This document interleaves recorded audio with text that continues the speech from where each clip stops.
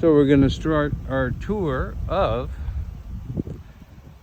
149 Lake Drive in Summerland Key. This is a very unique property. What makes it so special is that it's right on the airstrip here.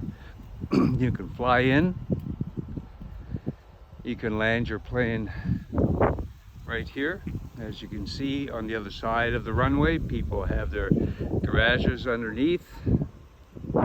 Some have their plane in the yard. Some people actually will have helicopters and planes with fold-up wings and stash them in the garage. So for 149, here we are. The nice part is this also has fantastic water access. So here we're coming up to 149. It's a modest house, nothing super special, but ready to go pretty much. Little shed over here,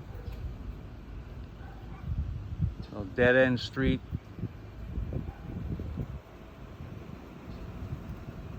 Lots of parking, definitely lots of room for your plane. You can taxi right out to the runway. So we're going to come up to the front of the home. This is your main entrance here. As you can see, there's also another entrance over here to another lockout. So it's going to be interesting. We'll take another look at that in a minute. The shed.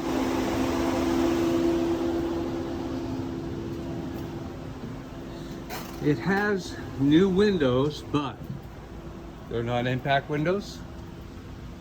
I guess they decided to go non-impact, seeing as they already had the accordion shutters. So let's go inside, take a look.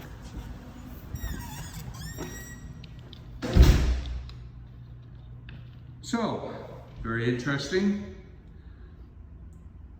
very clean. So what happened here? So during Irma, they had about 3 feet of water.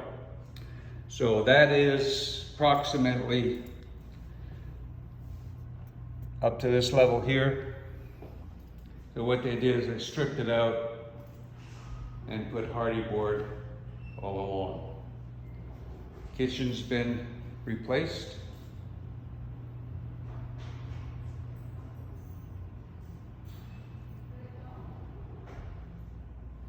Put new tiling in. You can see underneath, looks like they got the old terrazzo underneath there, which to me is the ultimate for it, because it's just so awesome. You can polish that up, it'll last for 100 years or more, thousands of years even, if your house lasts that long. But anyway, they just covered it up, put tile, cut out the old wall sections. Now you might think that's quite a onerous job. It's work, it's a lot of work, but it was something that was done to a lot of properties after Irma. This particular owner, he does not carry insurance other than basic homeowner insurance. So you've got your entry, living area, kitchen, maybe a little dining area as well. Then you come into this back room here, which could be either family room area. Also has another door off to the side. We're looking at the rear sliding door going to the rear deck. So we're on the rear deck now. Little flat shed roof. Now they did some work on this roof, I believe. The other roof is still quite old, going back to 99, I believe. Kayak racks.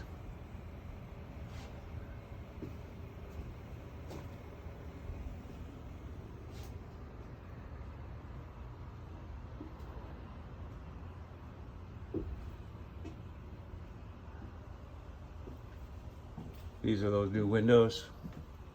I mean, they could have spent a little more and done impact, but they didn't. they decided to go insulated instead.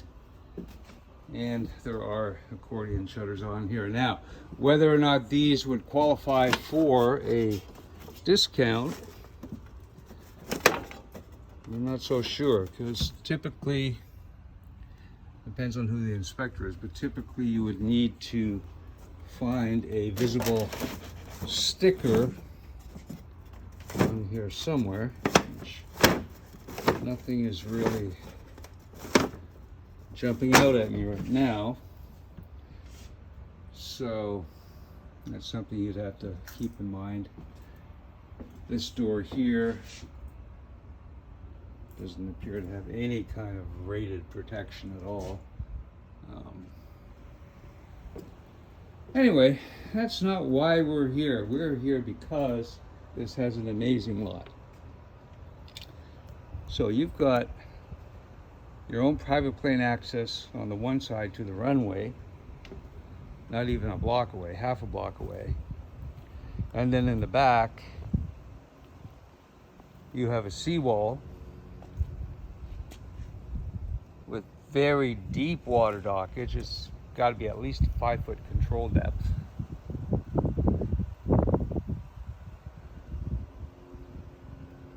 And as you can see, there's some pretty big lifts in the back here, so some pretty big boats that can be handled here.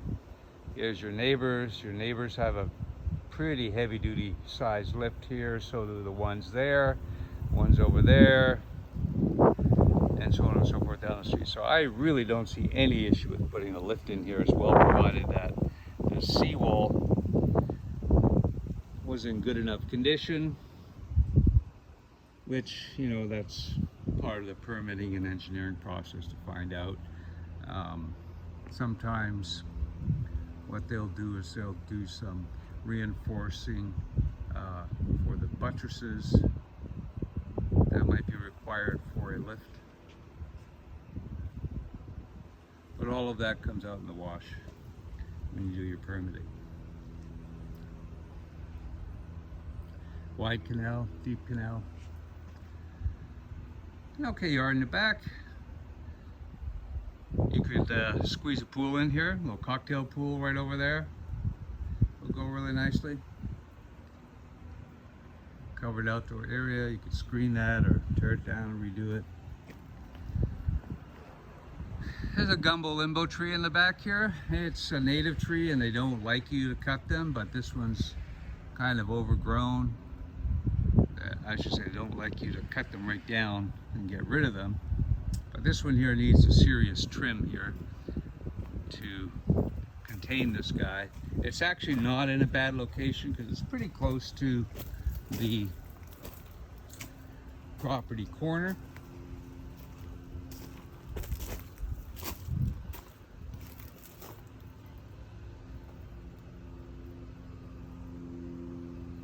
What a lot of people do, and what happens a lot of times, is for whatever reason, trees disappear on Sundays. I don't know why. So we have a fence over here. Pretty decent looking fence, not bad. Pretty good condition. There's the outside over here. There's our AC unit, elevated. So looks like there's been a number of different things going on here over the years. You can see that old roof on the older portion of the house, just a shingle roof up there, and I'm seeing kind of a lot of waviness, you know, in it. That's probably something you're going to want to redo. And they did these flatter areas apparently. 1, 2, 3. And over the shed 4. You can see there's some new flashing around the edges there. So again, I'll change some boards here on this old decking on the outside here. I mean, you know, this is what it is. You're basically buying this for the land. So you're buying this for the lot. Anything that's on it right now, it's just all bonus. So right here, this looks like they used to have a washer dryer, outdoor washer dryer, which you find in the Keys. And here's our little current indoor shed with your washer, dryer, storage shelves, hot water heater. All looks to be in serviceable condition. I mean, this little addition here is, I wouldn't say it's heavy duty construction or anything, but it's still here after Irma. So there you go. It's got some ties up there. So let's take a look at the rest of the inside. As I was saying, it's this beautiful backyard setting here, which is nice. This is a nice lot. Has a seawall all the way. There's no mangroves in the front. Okay, so that's a big deal. So you'll be able to use all of this seawall.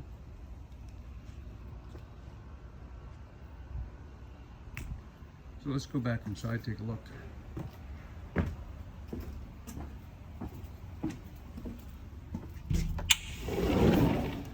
So we're coming back into the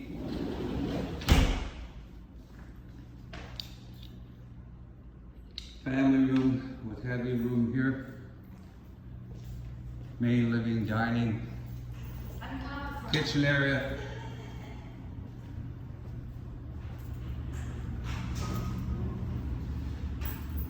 So here, in the bathroom.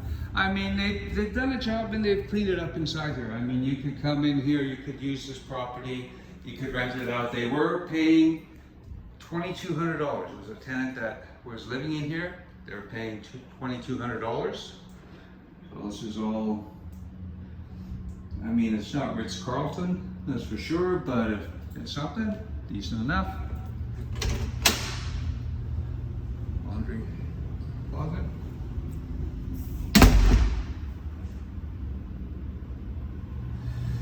There we are, another bedroom. Now you can see, kind of hard to see, but you might be able to see that 3-foot level where they've patched in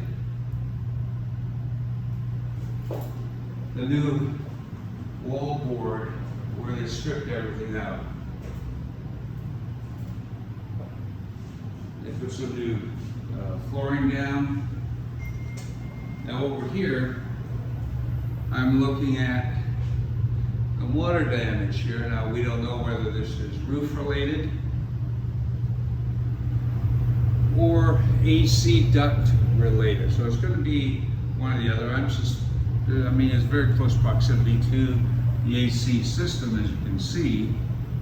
So it could be a duct issue or it could be a roof issue. Either way, we said that the roof needed some work anyway, so let's just start with that. They do have a fresh air UV system light put into the ductwork. Going over here, this is the lockout here that we looked at. If you remember when we came in the front door, there was another door off to the side. That's right here. So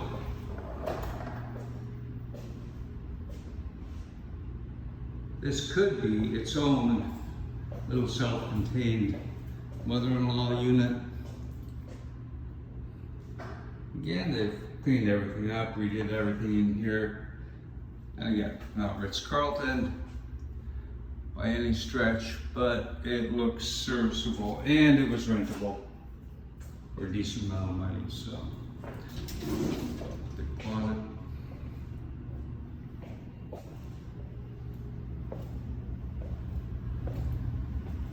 So you can pretty much just move right in and start using this.